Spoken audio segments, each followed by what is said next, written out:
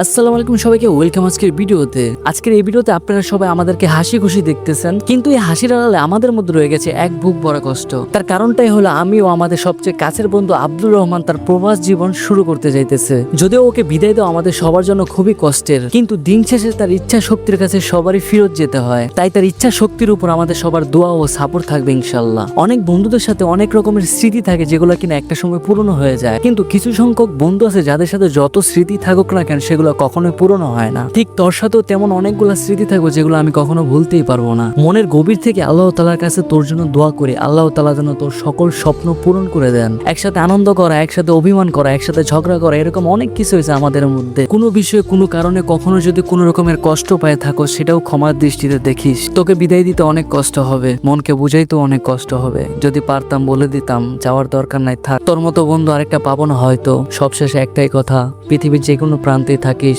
ভালো থাকিস, আমাদের খোঁজ খবর নিস। তো ও যেহেতু বাংলাদেশ ছেড়ে চলে যেতেছে তার প্রবাস জীবন শুরু করতে, ছোটখাটো একটা বিদায় অনুষ্ঠানের আয়োজন করছিল ওর বাসায়, আর ওর সামর্থ্য অনুযায়ী সবাইকে খাওয়ানোর চেষ্টা করছে। আলহামদুলিল্লাহ, আমরা সবাই খুবই খুশি হয়েছি ওর এই বিদায় অনুষ্ঠানের আয়োজনে। সবার উদ্দেশ্যে বলতেছি, ওর যারা পরিচিত আছেন, ওই যদি কোনো রকমের ভুল ত্রুটি করে থাকে তাহলে আপনারা ওকে ক্ষমা করে দেন, আর সবাই ওর জন্য দোয়া করেন যাতে ওর প্রবাস জীবনটা সহজ হয়ে যায়।